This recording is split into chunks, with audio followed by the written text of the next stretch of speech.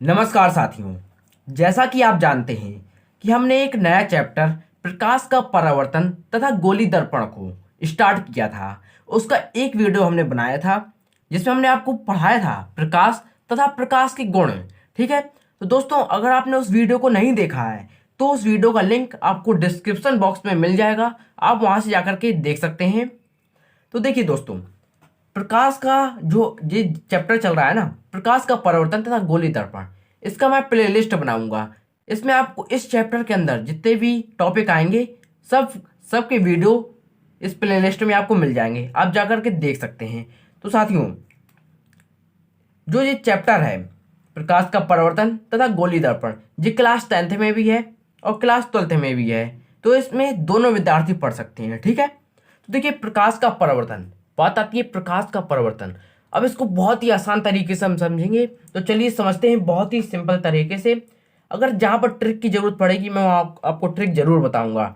अब जहाँ ट्रिक की जरूरत नहीं है, आप इतने खुद समझदार हैं कि आप समझ सकते हैं, तो वहाँ ट्रिक की क्या जरूरत है। तो देखिए प्रकाश का परावर्तन, भाई सीधी सी बात है, जब आप छोटे थे तो आपने एक प्रयोग जरूर किया होगा। आप शीशा लीजिए, अगर आपने छोटे में नहीं किया है तो आप कर लीजिए। आप शीशा लीजिए आप, ठीक है, आप शीशा लीजिए जहां सूरज आपको दिख रहा है। ठीक है, आपको जहां सूरज दिख रहा है और जहां सूरज की किरण आ रही है यानी कि प्रकाश आ रहा है, तो आप शीशे को ले जाइए। ठीक है, और शीशे में ले जाइए, फिर आप उसको क्या करिए, जब प्रकाश शीशे में पड़ जाए तो शीशे को थोड़ा दीवार की तरफ घुमाइएगा या अंधेरे की तरफ घुमाइएगा। जो प्रकाश होगा वो जो दर्पण है उस पर टकराएगा, यानी कि शीशे पर टकराएगा और वो परावर्तित होकर के दीवार पर या अंधेरे पर दिखने लगेगा आपको। तो ये यही प्रकाश का परावर्तन है। अगर आप ये प्रयोग कर लेंगे तो आपको प्रकाश का परावर्तन याद करने की कोई जरूरत ही नहीं है, क्योंकि आपने इसका प्रैक्टिकल कर लिया है ना।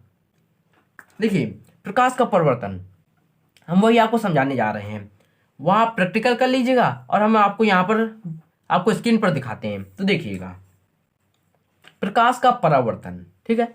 अब प्रकाश का परावर्तन कैसे होगा भाई साहब, प्रकाश का परावर्तन तभी होगा जब या तो कोई चिकनी सतह होगी या दर्पण होगा, है ना। या तो हम शीशा ले लें या कोई चिकनी सतह ले लें।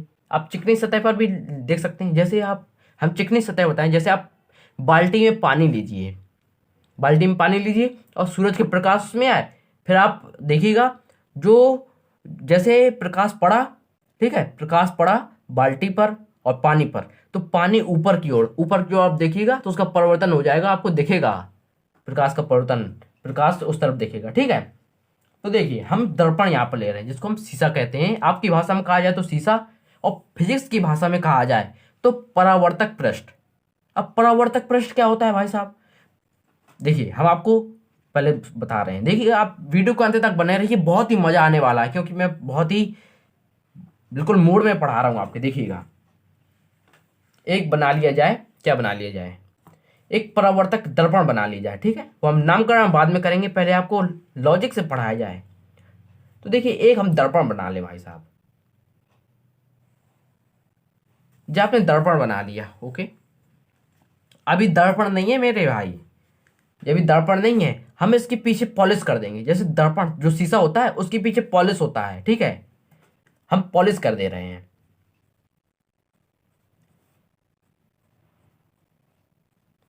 अपने पॉलिश कर दिया तो ये भाई शीशा बन गया दर्पण, ठीक है। तो ये दर्पण बन गया, यानी कि इसको हम क्या कहेंगे, इसको हम कहेंगे परावर्तक पृष्ठ। यानी कि जो प्रकाश आता है परावर्तन होता है, किसके कारण होता है, दर्पण के कारण ही तो होता है, तो हम इसको क्या कहेंगे, परावर्तक पृष्ठ कहेंगे। नामकरण हम बाद में करेंगे, ठीक है।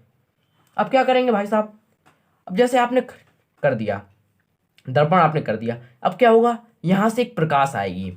प्रकाश कैसे आएगी, प्रकाश कैसे आएगी, तो सूरज से आएगी ना, सूरज से भी आ सकती है, टार्च से भी आ सकती है, जो भी स्रोत आता है उससे आ सकती है, लेकिन हम यहाँ पर क्या करेंगे, एक सूरज लेंगे। ठीक है, मैं आपको दोस्तों बता दूं, मैं अभी आपको समझा रहा हूं, लेकिन वीडियो के अंत में बताऊंगा आपको एग्जाम में किस तरीके से लिखना है, ताकि आप अच्छे नंबर ला सकें। तो वीडियो को अंत तक जरूर देखिएगा, नहीं तो आप स्किप करके चले जाएंगे, ना आपको फायदा ना मेरा फायदा। ठीक है, तो देखिए ये दर्पण बन चुका है। अब आता है प्रकाश, कहाँ से आएगा, सूरज से, तो हमने सूरज मामा बना दिया, सॉरी सूरज मामा नहीं होता, चंदा मामा होता। देखिए तो सूरज हमने बना दिया है। अच्छी बात है। सूरज बना दिया है तो इससे एक प्रकाश आएगा, प्रकाश आएगा, प्रकाश आया, प्रकाश यहाँ पर आ गया है। ठीक है, हम यहाँ पर एक अभिलंब बना दें। ठीक है, ये क्या है, आपतन बिंदु। अभी आपको सब क्लियर हो जाएगा। पहले मैं आपको बिल्कुल देसी लैंग्वेज में बताऊं तो भाई, ये प्रकाश आया, दर्पण पर पड़ा, दर्पण पर पड़ा तो भाई अब ये क्या किया, परावर्तित होगा, उसी माध्यम में चला गया, परावर्तन इसका हो गया भाई साहब। ये आया और दर्पण से टकराया, दर्पण से टकरा करके उसी माध्यम में चला गया। तो यही तो हमारा प्रकाश का परावर्तन है। प्रकाश तो भाई सीधे आ रहा था, अब उसका शीशे के द्वारा परिवर्तन किया गया ना, ये परिवर्तन हो गया। अब जो भाई देखने में अच्छा तो नहीं लग रहा यार, देखने में अच्छा नहीं लगा, तो हम क्या करेंगे, एक अभिलंब खींच देंगे ताकि देखने में अच्छा लगने लगे। हम मान लेते हैं ना, हमने मान लिया यार, देखने में हमको अच्छा नहीं लग रहा था, हमने ड्रॉ कर दिया एक, मान लिया हमने अभिलंब है ये। अब अभिलंब हमने मान लिया, जब हमने अभिलंब मान लिया तो अब क्या होगा, जब हमने अभिलंब मान लिया है तो अब क्या क्या चीजें निकल के आई। आपको प्रकाश का परिवर्तन समझ में आया कि नहीं आया, आएगा। अब हम इसको डेफिनेशन कैसे लिखें, एग्जाम में भाई कैसे लिखेंगे हम, ऐसे तो हम लिख नहीं देंगे, प्रकाश आया, दर्पण पर टकराया, फिर परिवर्तन हो गया है, यही प्रकाश का परिवर्तन है, ऐसे तो हम लिख नहीं देंगे। हम लिखेंगे किस तरीके से, फिजिक्स की लैंग्वेज पे हम लिखेंगे ना, तो हम लिखते हैं।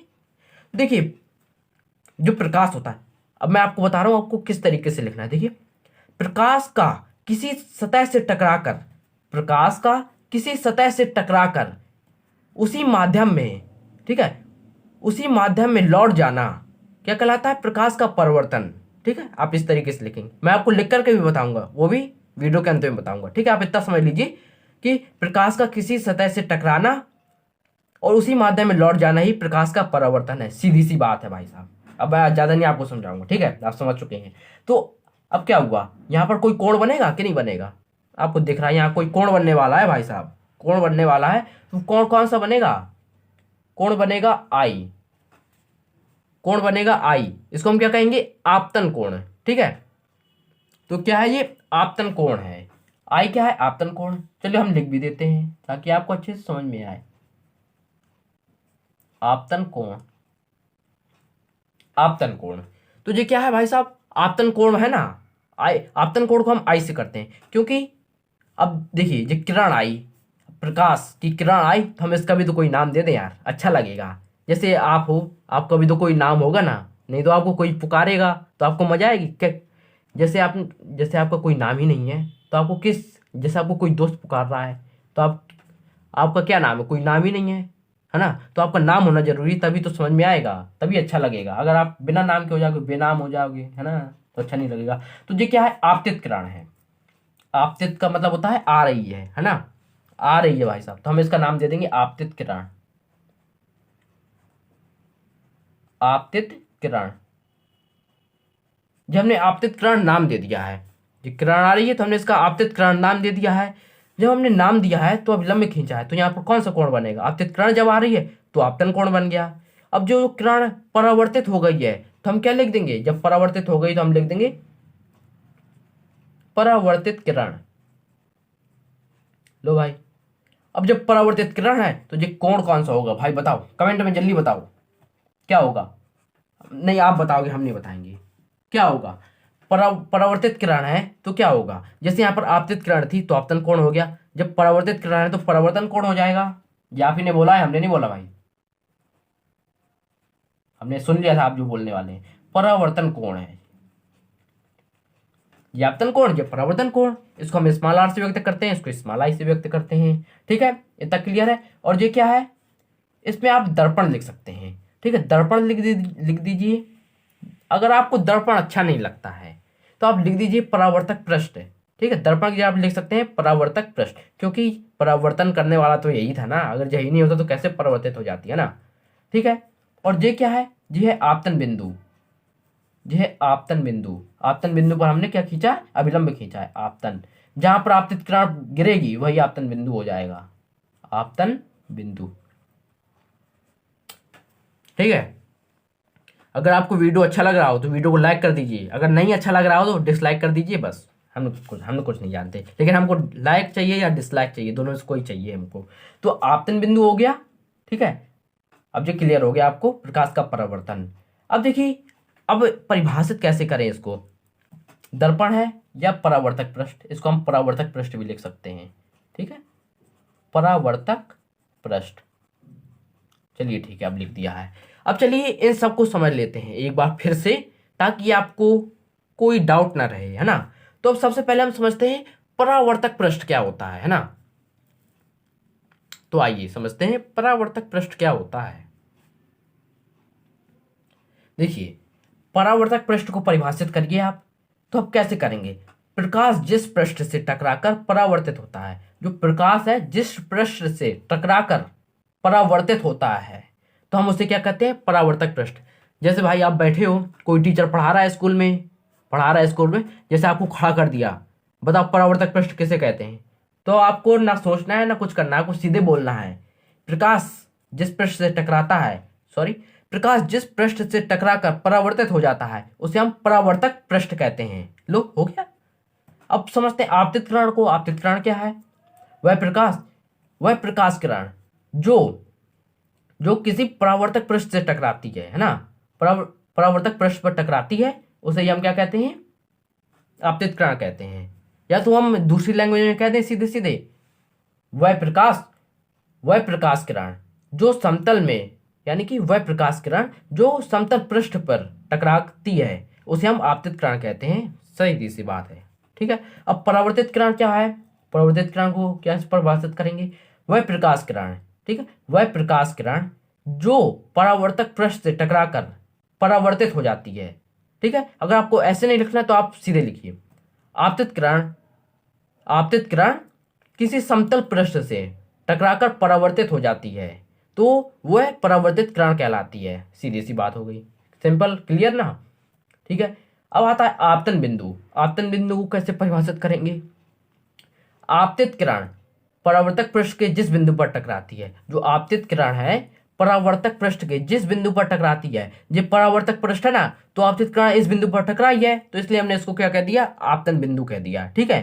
तो आपतित किरण परावर्तक पृष्ठ के जिस बिंदु से टकराती है उसे हम आपतन बिंदु कहते हैं, ठीक है। अब अभिलंब, आपतन बिंदु से पृष्ठ के लंबवत खींची गई रेखा अभिलंब कहलाती है, ठीक है। आपतन बिंदु से, आपतन बिंदु जी है, आपतन बिंदु से पृष्ठ के लंबवत, जी लंबवत है भाई साहब, लंबवत खींची गई रेखा अभिलंब कहलाती है। हो गया ये भी क्लियर। अब आपतन कोण को कैसे परिभाषित करेंगे, मजा आ रहा है ना भाई, मजा आ रहा होगा मुझे पता है। आपतन कोण आपतित किरण तथा अभिलंब के बना कोण आपतन कोण कहलाता है। आपतित किरण और अभिलंब के बीच बना कोण, आपतित किरण जे, अभिलंब जे, इसके बीच बना कोण क्या है, आपतन कोण है, ठीक है। आप इसको दिमाग में बैठा लीजिए, ठीक है। अब परावर्तन कोण सिंपल है भाई, परावर्तित किरण और अभिलंब के बीच बना कोण परावर्तन कोण कहलाता है। ये सब आपको क्लियर होगा यार, हमको संतुष्टि मिली, ठीक है। तो अब आपको एग्जाम में किस तरीके से लिखना है वो हम आपको बता दे रहे हैं। तो साथियों देखिए, अब आपको एग्जाम में किस तरीके से लिखना है देखिएगा। देखिए, पहले तो आप क्या करिएगा, प्रकाश का परावर्तन हेडिंग डाल दीजिएगा, फिर उसके नीचे ये वाला डायग्राम बना दीजिएगा जो आप बहुत ही अच्छे तरीके से समझ चुके हैं। देखिए, ये आपतित किरण, परावर्तित किरण, अभिलंब, परावर्तन कोण और आपतन कोण, और ये क्या, परावर्तक पृष्ठ। अच्छे से आपने समझ लिया है। तो देखिए अब इसकी परिभाषा क्या होगी, देखिएगा।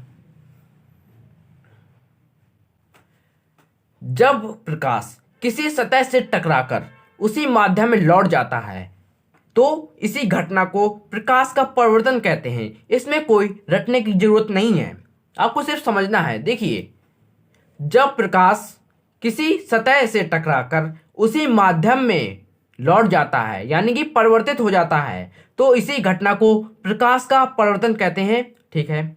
अब देखिए परावर्तन के प्रकार, ठीक है, प्रकाश का परावर्तन आपने समझ लिया। अब समझिए प्रकाश के परावर्तन कितने प्रकार के होते हैं।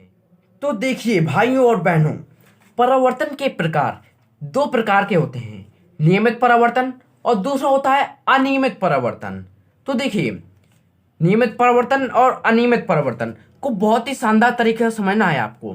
तो देखिए, नियमित, आपको कुछ याद आया, नियमित और अनियमित का मतलब क्या होता है, जरा बताइए हमको। देखिए हम बताते हैं आपको। या तो आप नियम से नहाते होंगे, या तो अनियम से नहाते होंगे। नियम से नहाने का मतलब क्या है, आप रोज नहाते हैं। अनियम का मतलब क्या है, आप हफ्ते में एक बार नहा लिया, वो अनियम है। तो देखिए ये तो हो गई हंसी मजाक की बात। अब देखिए नियमित परावर्तन को समझिए। यहाँ हमने क्या ट्रिक लगाई, हमने एक ट्रिक लगाई, ठीक है। नियमित और अनियमित, नियमित का मतलब नियम से और अनियमित का मतलब अनियम से, ठीक है। तो अनियम, पहले हम समझते हैं नियमित को। मैं आपको ट्रिक बता रहा हूं, अच्छे से समझिएगा। जैसे स्कूल में आप जाते हैं, ठीक है, स्कूल में आप जाते हैं तो जो उसके रूल होते हैं, हर स्कूल के एक रूल होते हैं। यहाँ पर भी एक रूल लग रहा है। जैसे स्कूल में रूल लगाया है कि आपको प्रेयर करनी है, ठीक है, आपको प्रेयर करनी है। और प्रेयर करनी है, आपको प्रेयर करनी है तो प्रेयर के लिए आपको क्या होना चाहिए, सीधी लाइन होनी चाहिए। टीचर हमेशा कहेगा सीधी लाइन बनाओ, सीधी लाइन बनाओ, ठीक है। तो आपको सीधी लाइन बनानी है। कई लोग क्या करते हैं, टेढ़ी मेढ़ी लाइन बना लेते हैं, ठीक है। एक तो भाई सीधी लाइन बनाते हैं, वो क्या करते हैं, नियम का पालन करते हैं, नियम का पालन करते हैं। और जो टेढ़ी मेढ़ी बना लेते हैं, यानी कि ऐसे ऐसे बना लेते हैं, तो वो अनियम हो गया। तो भाई आप देखते जाइए वीडियो को अंत तक, आपको दिमाग में ना घुस जाए तो मेरा नाम बदल देना, ठीक है। तो नियम से, तो जो कोई नियम से चलेगा, जो स्टूडेंट नियम से चलेगा वो सीधी लाइन बनाएगा। सीधी लाइन बनाएगा तो आपने सीधी लाइन बना दी और नीचे पॉलिश कर दिया, तो ये क्या हो गया, दर्पण हो गया, परावर्तक पृष्ठ हो गया, ठीक है। तो अब इसको परिभाषित कैसे किया जाए मेरे प्यारे भाइयों और बहनों, इसको परिभाषित कैसे किया जाए, तो भी हम परिभाषित करते हैं। अब यहां पर किसका नियम लगेगा, वहां तो भाई स्कूल का नियम लगा, और यहां पर प्रकाश का नियम लगेगा, है ना। प्रकाश का नियम हम लगाए ना, अगर प्रकाश नियम से पालन करेगा तो क्या होगा, जी सीधा चलेगा, है ना, सीधा चलेगा, ठीक है। अब सीधा चलेगा, आपको एक ट्रिक और बताते हैं, यहां पर मैं आपको समझा रहा हूं, ठीक है। देखिए मैं आपको जो ट्रिक बता रहा हूं गौर से समझिएगा। जैसे प्रेयर में कहा गया सीधी लाइन बनानी है, तो कई बच्चों ने सीधी लाइन बना ली, सब बच्चों ने सीधी लाइन बनाई है, ये भी सीधी लाइन बनाया है, ये भी सीधी लाइन बनाया है, ठीक है। समझ लीजिए तीन ही लाइन आपके आसपास हैं। अगर तीनों एक जैसी लाइन यानी कि सीधी लगाएं तो आपस में क्या हो गए, समांतर हो गए ना। ये भी समांतर, देखिए ये भी समांतर हो गए, समांतर लाइन हो गई ना ये। तो बस भाई ट्रिक यही है हमारी यार, जब ये दोनों समांतर हो गए हैं तब क्या करेंगे। समांतर का मतलब क्या होता है, जो दो रेखाएं आपस में ना मिले वो ही तो समांतर है। अब देखिए समांतर आपको लग रहा है ना, समांतर लाइन हो गई। तो चलिए ठीक है, अब यहां पर हम नियम लगाते हैं। क्या नियम लगेगा, जब प्रकाश का परावर्तन किसी पृष्ठ से होता है, पृष्ठ कौन सी होनी चाहिए, पॉलिश युक्त होनी चाहिए या कोई दर्पण होना चाहिए, है ना। जब प्रकाश का परावर्तन किसी पॉलिश युक्त चिकने पृष्ठ से होता है, या तो चिकना होना चाहिए या पॉलिश युक्त होना चाहिए, ठीक है। समझिएगा इसको, बहुत ही बारीकी से समझिए इसको। जब प्रकाश का परावर्तन किसी पॉलिश युक्त पृष्ठ से होता है तो क्या होता है, जो परावर्तित किरणें होती हैं वो परावर्तित किरणें क्या हो जाती हैं, आपस में समांतर हो जाती हैं, ठीक है। तो अब ये नियम फॉलो कर रहा है, ये प्रकाश नियम फॉलो कर रहा है, देखिएगा ये आपतित किरण आई, ठीक है, ये भी आपतित किरण आई, ठीक है। ये भाई देखिए जैसे तीन आई, ठीक है, ये तीन आपतित किरण आई। अब जो परावर्तित होगा इसका परावर्तन होगा, इसका भी परावर्तन होगा भाई साहब, और इसका भी परावर्तन होगा। तो ये क्या हो गया, आपस में समांतर हो गई। अब परिभाषित कर रहे हैं हम, गौर से समझिए। जब प्रकाश का परावर्तन किसी पॉलिश युक्त पृष्ठ से होता है, ठीक है, तो परावर्तन के पश्चात जो किरणें होती हैं, परावर्तित किरणें आपस में समांतर हो जाती हैं, ठीक है। तो इस प्रकार के परावर्तन को हम नियमित परावर्तन कहते हैं, ठीक है। इस प्रकार के परावर्तन को हम नियमित परावर्तन कहते हैं। अब वो क्लियर हो गया ना। अब चलिए इसकी डेफिनेशन समझ लेते हैं। तो देखिए नियमित परावर्तन को आप एग्जाम में किस तरीके से लिखेंगे, देखिए पहले तो आप क्या करिए, डायग्राम बना दीजिए। ये क्या है, पॉलिश युक्त है, नीचे पॉलिश की गई है, ठीक है। तो क्या हमने पॉलिश कर दिया, और ये क्या है, आपतित किरण आ रही है और ये परावर्तित हो गई है। तो आप किस तरीके से लिखेंगे, देखिए जब प्रकाश का परावर्तन किसी पॉलिश युक्त पृष्ठ से होता है तो प्रकाश किरणें एक दूसरे के समांतर हो जाती हैं। ठीक है, अगर एक दूसरे के समांतर हो जाती हैं तो इस प्रकार के परावर्तन को हम नियमित परावर्तन कहते हैं। तो क्लियर हो गया आपको नियमित परावर्तन।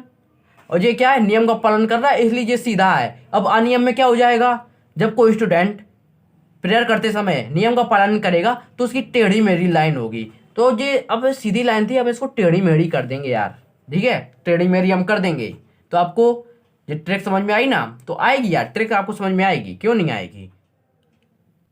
तो अब बात आती है अनियमित परावर्तन की। तो भाई साहब पहले आप इसका डायग्राम समझिए। डायग्राम आप समझिए, आपको डायग्राम में क्या दिख रहा है, ये नियम का पालन नहीं कर रहा है तो टेढ़ी मेढ़ी लाइन बनी है। और ये क्या आपतित किरण है और ये परावर्तित हो रही है, कहीं भी हो जा रही है ना। ये आपको दिख रहा है, परावर्तित हुई यहाँ हुई और ये तो यहाँ पर हो गई भाई। ये दूसरी आपतित किरण आ रही है, ये तो उसी को भेज दी। देखिए अब इसकी परिभाषा क्या होगी, जब प्रकाश का परावर्तन, समझिएगा भाई साहब, जब प्रकाश का परावर्तन किसी खुरदरे पृष्ठ से होता है, ये खुरदरा है पृष्ठ से होता है, तो प्रकाश किरणें परावर्तन के पश्चात विभिन्न दिशाओं में फैल जाती है। इस प्रकार के परावर्तन को हम अनियमित परावर्तन कहते हैं। तो देखिए भाई साहब, हमारा ये कंप्लीट हुआ, आपने समझ लिया प्रकाश का परावर्तन और प्रकाश के परावर्तन के प्रकार, है ना। अब अगला वीडियो आएगा, वो परावर्तन के नियम होंगे, परावर्तन के क्या क्या नियम होते हैं, है ना। जैसे स्कूल के नियम होते हैं वैसे ही परावर्तन के भी तो नियम होंगे, हर चीज के नियम है। अभी आपने प्रकाश का नियम पढ़ा, प्रकाश एक प्रकाश है तो नियम से पालन कर रहा है और एक प्रकाश है जो अनियम कर रहा है, यानी कि नियम से पालन नहीं कर रहा है। एक बात और है भाई साहब, अगर आपसे एग्जाम में पूछ दिया जाए विसरित परावर्तन किसे कहते हैं, विसरित परावर्तन किसे कहते हैं, आप बताइए। नहीं पता आपको, क्यों नहीं पता। अनियमित परावर्तन को ही तो हम विसरित परावर्तन कहते हैं, अनियमित परावर्तन को हम विसरित परावर्तन कहते हैं। आपको एग्जामिनर भ्रमित कर सकता है इससे, तो आप बच के रहिएगा।